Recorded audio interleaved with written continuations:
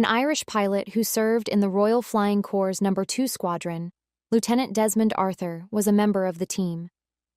The facts surrounding the disaster were the subject of an investigation that was initiated by the government after his death, which occurred in Scotland's first fatal aviation accident. Arthur was found not guilty by the first investigation, but a further probe cleared him of any wrongdoing. Some people believe that the RAF Montrose Airport in Montrose, Angus, Scotland, is haunted by the spirit of Arthur, and those who are interested in the paranormal consider this to be one of the most well-known ghost tales that occurred during the First World War. A fatal airplane crash claimed the life of Desmond Arthur, the first Irishman to ever lose his life there. On March 31, 1884, Lieutenant Desmond Lucius Studdert P.P. Arthur was born at O'Brien's Bridge, which is located in County Clare, Ireland. Not only was he the son of Thomas F. Arthur and Helen Studdert, but he also had a sister and a brother named Captain Charles William Augustus Arthur. He was a member of a notable Clare family. The Portora Royal School in Enniskillen was where Arthur received his education. Before he was promoted to the rank of lieutenant in the Army Motor Reserve in 1908, he was a passionate athlete who had won a number of trophies in various driving speed trials. Around the 29th of August in 1910, Arthur was there at the Leopardstown Racecourse for the very first Irish aviation meeting.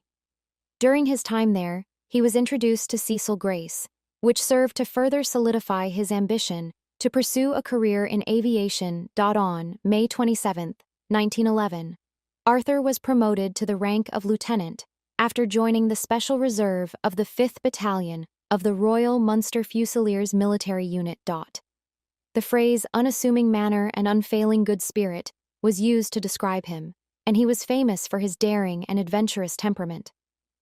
Arthur was able to successfully complete his trials, flying a Bristol Prior monoplane at Brooklands on June 18, 1912, which resulted in his receiving his Royal Aero Club certificate, No. 233.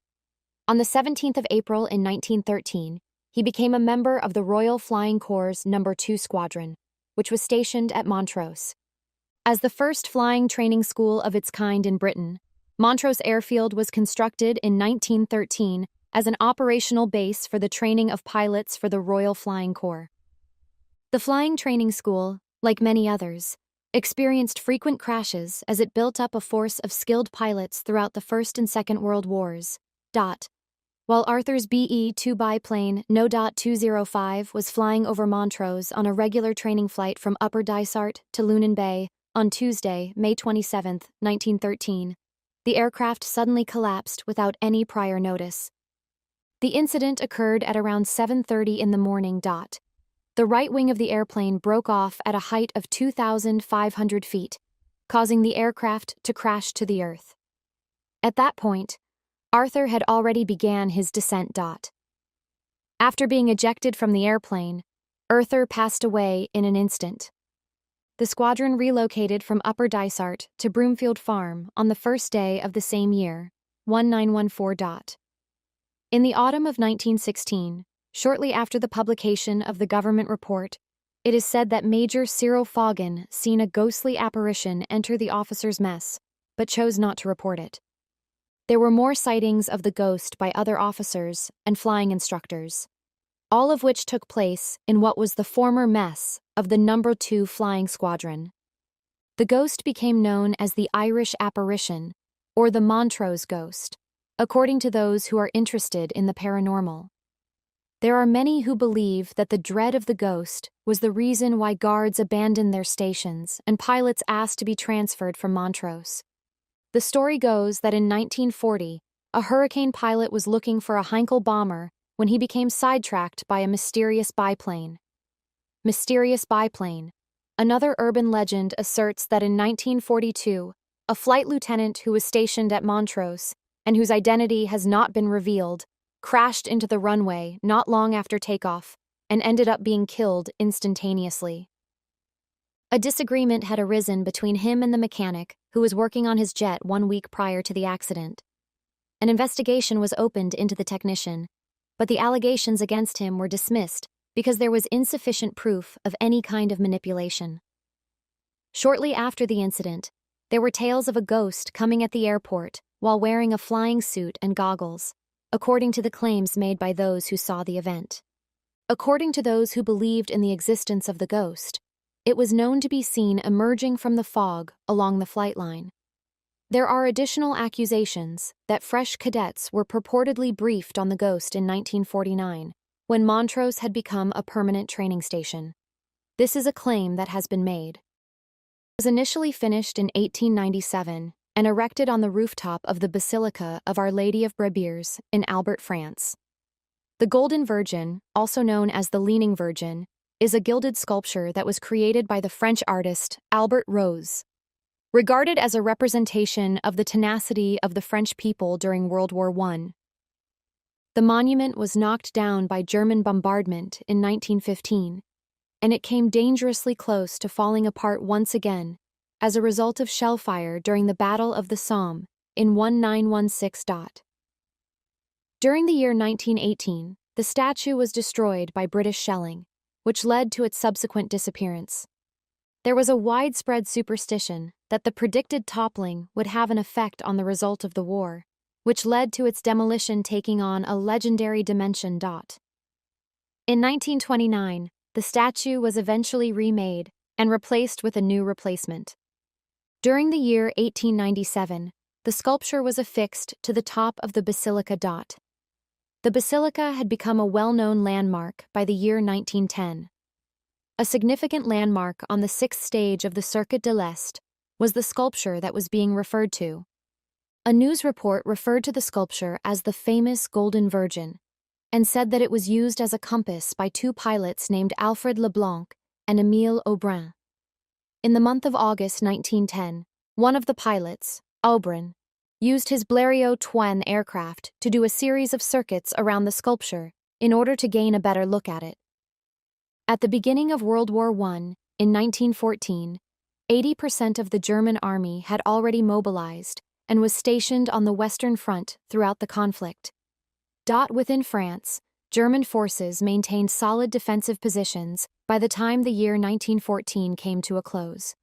Due to the fact that German soldiers believed that the bell tower of the church was housing a French observation station in 1914, they began shelling the dome of the church starting in October of that same year. The artwork was left leaning at an angle that was more than 90 degrees to the vertical axis when it was bombarded in 1915, during the Battle of the Somme. By the 7th of January in 1915, the dome had been demolished, and by the 21st of January, the base of the statue had been struck, causing the statue to tilt significantly.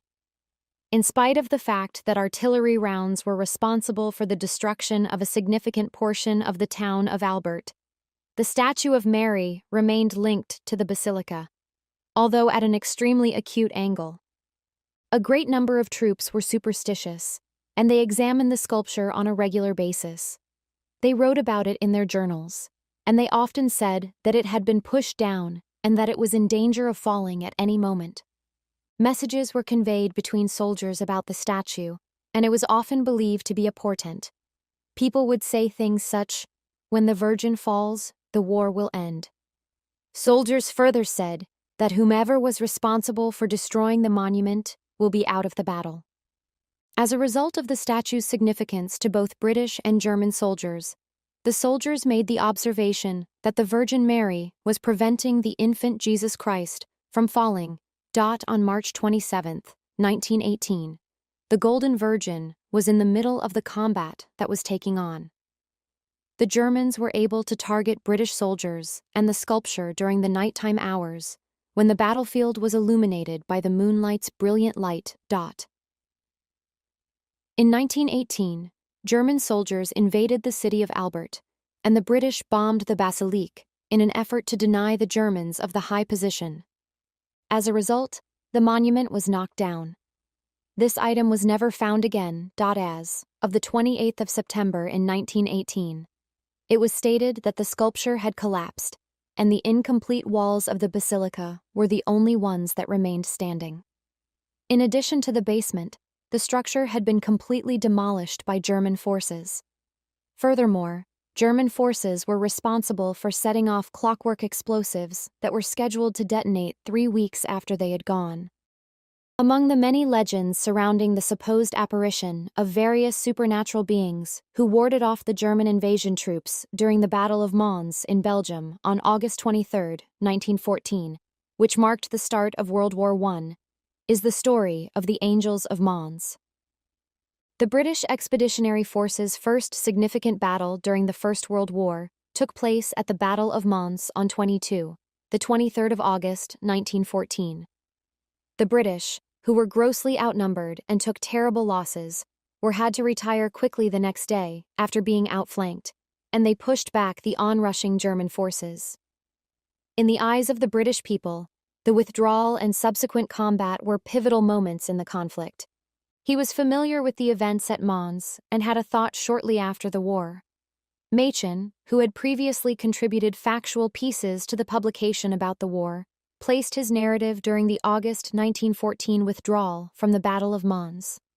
A soldier prayed to St. George, and the myth went on to explain how the ghostly bowmen of the Battle of Agincourt destroyed a German horde.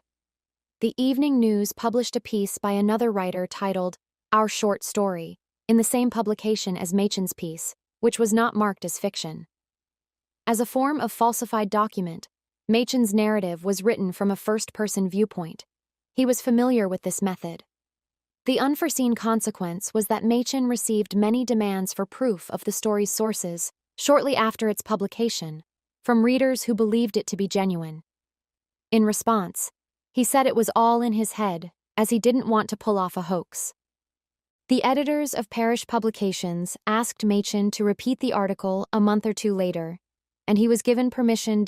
According to Machen, one of these journals' editors, an unidentified priest, later wrote to him, requesting permission to republish the tale in booklet format, and asking him to provide a brief introduction citing the narrative's origins. Machen said they could reproduce it all they wanted, but he couldn't cite anything since he didn't have any. A narrative detailing visions of a spiritual power that miraculously intervened to aid the British at the critical time of the fight was published in the British Spiritualist periodical on the 24th of April 1915. A rush of parallel stories and irrational rumors emerged shortly after. From a mysterious glowing cloud to a band of medieval longbow archers serving St. George, the most common depiction of this army finally settled on heavenly troops. A full-blown disagreement sprang out in May 1915 when preachers throughout Britain interpreted the angels as evidence of divine providence supporting the Allies. This idea then expanded to newspaper accounts published globally. Machen, perplexed by the whole situation, republished the tale in August as a book with a lengthy preface, claiming the rumors were unfounded and had their origins in his fiction. He hoped this would put an end to them.